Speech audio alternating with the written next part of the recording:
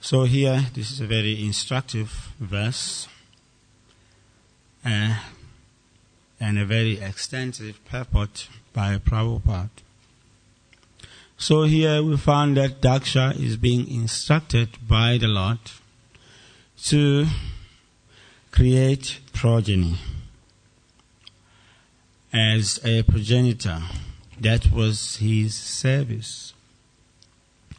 And then Prabhupada quotes here Krishna in Bhagavad Gita. Bhutesu kamo asmi. I am sex that is not contrary to religious principles. In that verse also he says that I am the strength of man, devoid of passion and desire. So why Krishna is speaking like this? It is explained in the 9th chapter of Bhagavad Gita, text number 5. There we found Arjuna referring to the Lord as Bhuta Bhavana. Bhuta Bhavana.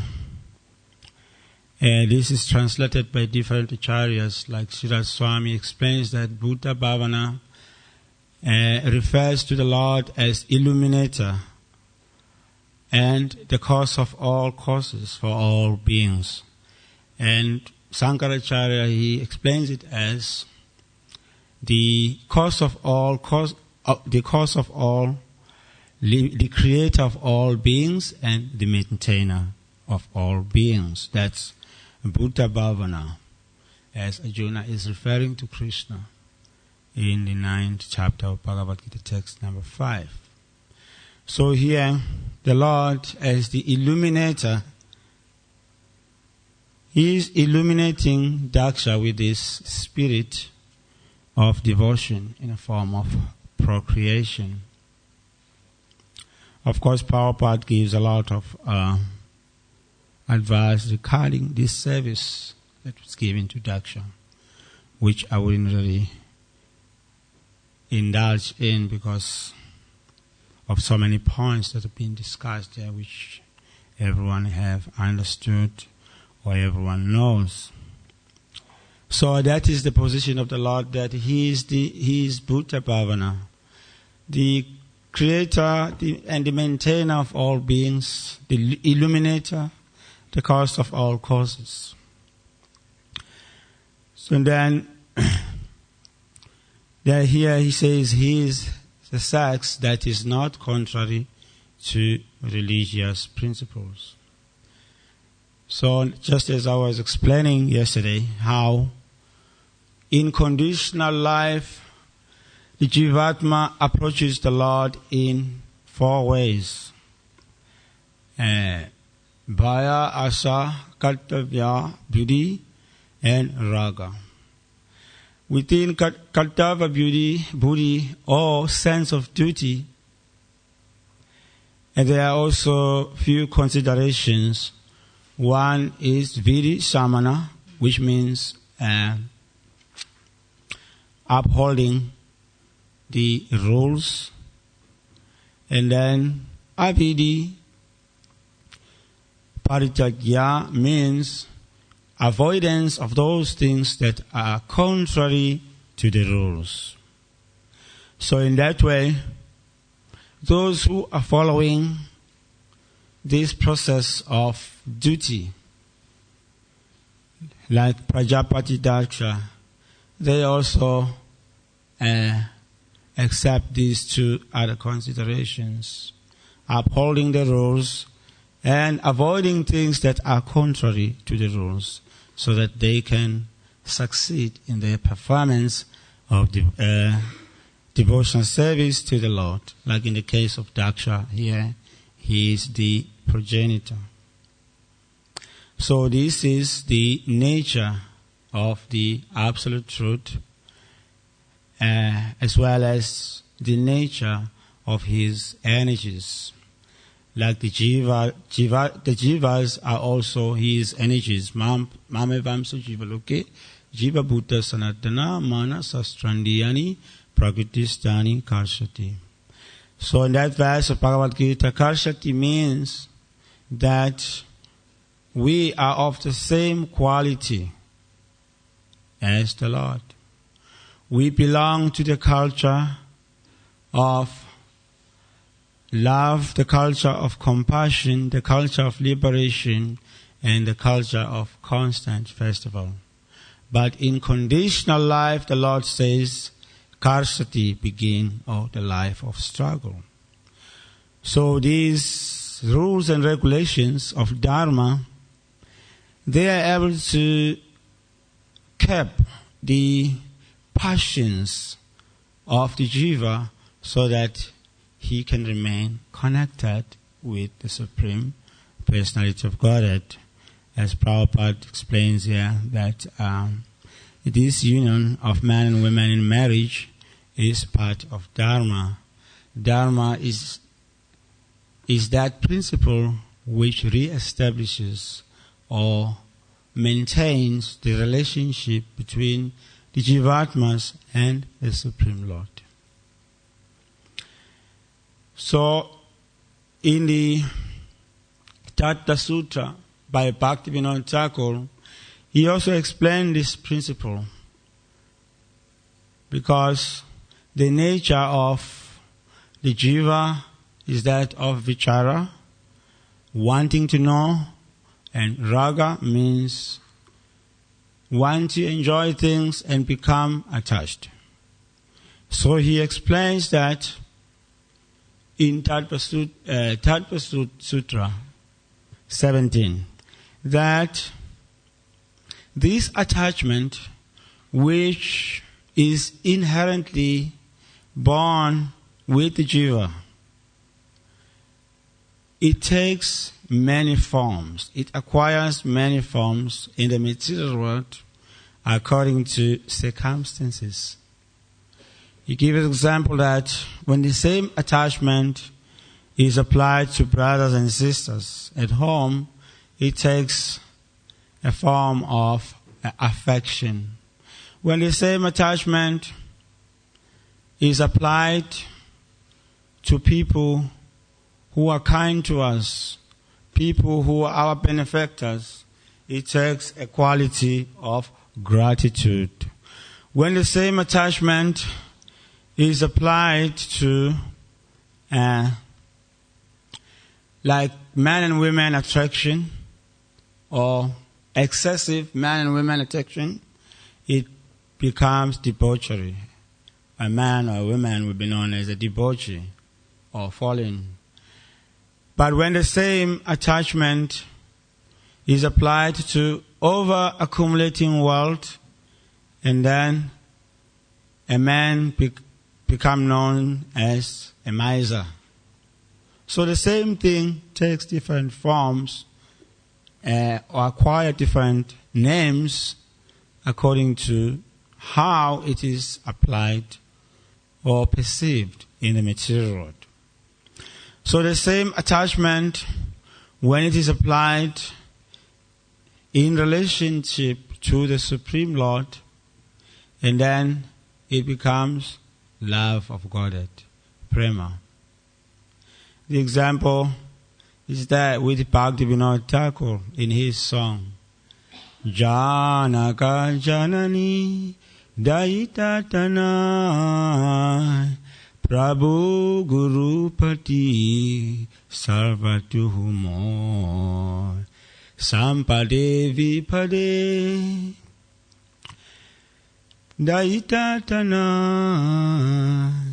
Dai Mama Giratua O Pada Barahana Manasa Geho Geho Jokinchumor Ad Pirutua Pade Nanda Kishore. There he says, Janaka Janani, that you are my mother, my father, my preceptor, my lover, you are my husband. Oh Lord, you are everything to me. In good times, in bad times, I have no fear since I have taken those lotus feet of yours. Mind, body, whatever may be mine, I have surrendered everything at your lotus feet, O youthful son of Nanda Maharaj, Nanda Kishore. So this is the consciousness of a devotee who has become attached, but his attachment is in relation to Krishna. So our attachment, which in the material world makes this material world go around, can also become a source of connection to the Supreme Lord. And that is how Bhaktivinoda Thakur explains in Tattva Sutra. But the same thing, which in the material world becomes a source of bondage, when it is applied in devotion service, it becomes the source of connection at the lotus feet of Krishna. So this is the consciousness of a devotee, that he sees everything in relation to the Lord. Just like when Prabhupada was staying at some place, he heard the cry of a child next to his room. So he inquired from his servant, why this Mataji is beating a child so heavily. And then the servant went to the Mataji to inquire as to why she was beating the child. So then the Mataji gave the answer that, see this boy, he has an elder brother who is sick with typhoid. But this naughty boy, having been asked by his brother who is sick for parata, he gave him parata. That's why I'm punishing him. Because parata is not good for the sick person. So Prabhupada, when he heard this, he said, yes, these are the laws of nature. That our affection, our compassion, if they are not applied proper, and then the material nature punishes us. This mother stands for material nature. So the boy, although he acted out of kindness, but his kindness is not applicable to someone who is diseased. Therefore, the mother was right to punish him. So the mother stands for the laws of material nature. Prabhupada explaining that when we wrongly apply our sentiments, when we wrongly apply our kindness, we may get punished by the laws of nature. So that is why there are certain principles that comes with the process of devotion service. But these principles protect the jiva so that he can grow very nicely in devotion service.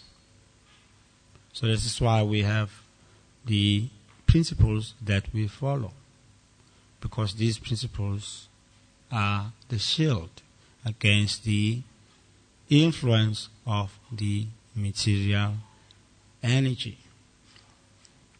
So this is the nature of the absolute truth. So Jiva Goswami also quoting this verse, Vedanti Tattva, Vedanti Tat Tattva Vedas Tattvam Yat Gyanam Adayam Brahmeti Paramameti Bhagavan Iti Sapyati. So in Tattva Sandarbha, regarding the nature of God or the absolute truth, Jiva Goswami is quoting this verse from the Srimad Bhagavatam, which explains that the transcendentalist who knows the absolute truth calls that substance Brahman, Paramatma and Bhagavan. So Bhagavan is a complete aspect of God. which includes everything, the creation, the maintenance, or sustenance. So everything we can understand, it comes from Bhagavan, including the creation of living beings. Just like so many philosophers, like Carl Jung, he was a philosopher in Sweden. No, not Carl Jung, was Jean-Paul Sartre, he was a French philosopher. In his teaching, these are materialistic gurus who are misleading the society. In his teachings, he concludes that the living entities, we living beings, we were thrown into this material world. And therefore, since we were thrown here and left alone to see to ourselves, since we were abandoned, we should take responsibility of organizing ourselves. In other words, he is encouraging that we should become more materialistic. But when you talk about throwing, it implies a thrower. There must be a thrower. We were thrown by who? He doesn't want to delve in that aspect. He said it doesn't matter who threw us there. We should just try to organize ourselves in this material world in such a way that we can live very safely and very comfortable, because we are actually abandoned. If there was a God, he doesn't mind. He said, but God has abandoned us. Therefore, we should take the responsibilities. So, because of these different atheistic philosophies, another one, like Charles Darwin's theory of evolution, basically, in conclusion, he is giving us a hint regarding our origin, that our forefathers were chimpanzees due to the process of evolution. Now we are what we are. And just as animals in the jungle, they struggle. There is always a competition for territory. So life is a survival of the fittest. You should stand firm to protect your territory. So these kind of conceptions have resulted in making man very aggressive and very passionate for acquiring more and more lands, more and more facilities for his material expansions. But from Srimad Bhagavatam, we can understand how we originate from the Lord through Prajapatis like Daksha. We belong to a very high class society. The society that is dedicated to following the higher standard of principles, the principles that lead to the connection with the son of Nanda Maharaj. Not the society, not the culture that is dedicated to consumption and gratification as it is propagated by personalities like Carl Jung, Charles Darwin, and many other materialistic gurus. But we belong to a culture of constant festivals, constant celebration, the culture of eternal bliss. But owing to ignorance and wrong association in the material world, you found that many jivas have made a great success in denying the existence of the Lord. Therefore, Jiva Goswami, quoting this verse, Brahmati, Paramamiti, Brahmati, Bhagavan iti subjecti. Yeah, the word there in that verse, Jnanam, Yat Jnanam Advayam. Jiva Goswami, he translated as knowledge. And then he explains what this knowledge means. He explains that in Tattva Sandarbha, that this knowledge actually refers to that entity when we talk about God or the absolute reality. We refer to that entity who is exclusively pure consciousness. And that entity is exclusively pure consciousness for few reasons. One is that we do not have any experience of any entity that is self-existent. The entity that is existing without depending on the energies that are being supplied with the universe. Another reason is that this entity that we call the Absolute Truth, it takes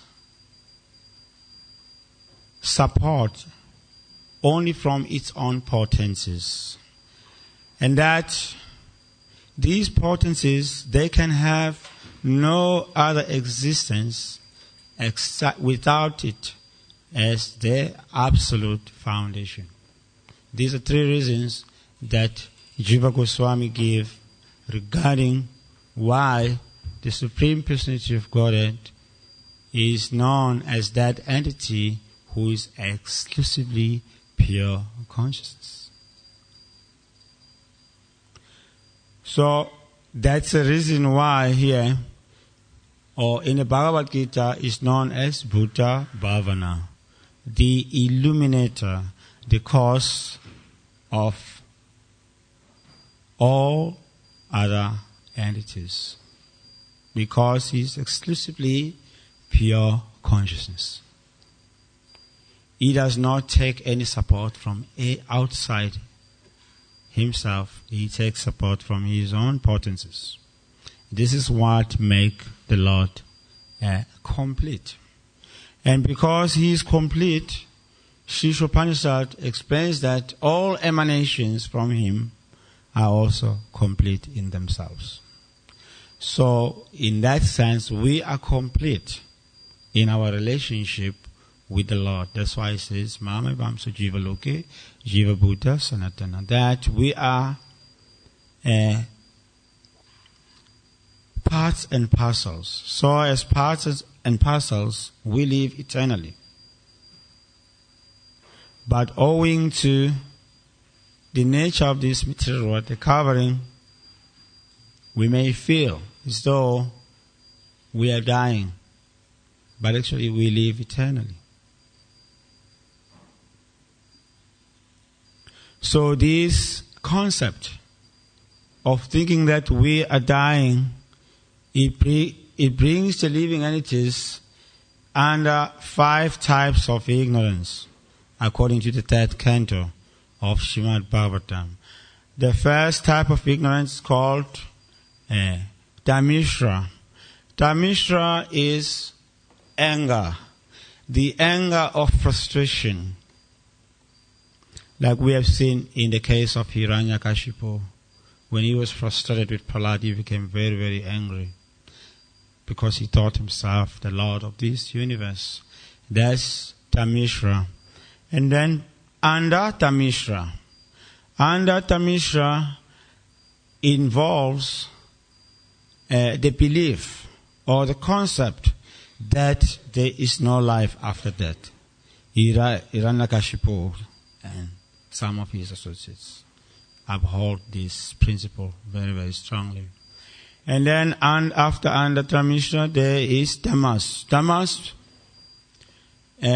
is the ignorance that comes with lack of knowledge regarding the spirit soul. And then the 4th type of ignorance is called moha, illusion, that I am this body. And then when the Jivatma think that I am this body, and then he think that yes, this is me, therefore anything in relation to the body is mine. And that is called Maha Moha. So these are 5 types of ignorance that covers the Jivatma when he or she forgets his relationship with the Lord. So in order to protect the Jiva from these different types of coverings, Dharma comes with principles to be followed. We see also this in ancient beliefs, like in the Greek religion, in initial Greek religion, before the Olympians, they had 2 principles, themis and taboo. Themis means lawful activities, and taboo means that which is a cause of social disaster or unlawful activities. So this culture of Dharma was spread all over. Even if you study the ancient Egyptians, the Mayan civilization, religion, you can study many cultures, the Celtics, the Druids here in Britain. Also they were upholding these principles. What is good for the society and what is not good for society. What was considered not good for the society was avoided. So these are part of the principles also that were held up in the Vedic era for the people to prosper and also attain liberation. Otherwise, outside these principles is all taboo, is all pandemonium. Yes, the Jiva immediately experiences what is called Victoria Falls syndrome. You heard of Victoria Falls? In Africa, between Zimbabwe and Zambia, there is this huge river called Zambezi. And in one town called Livingstone, there is a big rock which was named by the British Victoria Falls. So Victoria Falls is a very big falls. I think it's the biggest in the world. So when you come closer to it, even before you see it, you'll hear tons and tons of water hitting the rock below. You'll hear the sound. So the Victoria Falls syndrome is when the Jiva does not care about anybody. Is when the Jivatma becomes narcissistic. He doesn't care about the mother, the father, the government, or anything authoritarian. He is busy rowing his boat down the streams of the river Zambezi, not knowing that ahead there is a big rock named Victoria Fall. So as he approaches on his boat, as he hears tons of water hitting the rock below, he will think, oh, how did I get myself in this mess?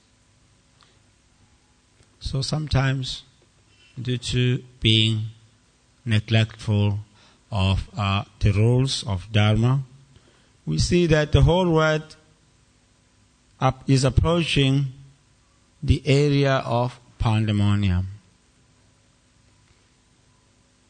But when we follow Dharma, when we receive the instructions of the Supreme Lord, and then we can live very successfully in this world and also attain the lotus feet of Krishna, like the Acharyas, like Bhaktivinoda Thakur, and many great personalities. So this is the instruction that is given here in Srimad Bhagavatam.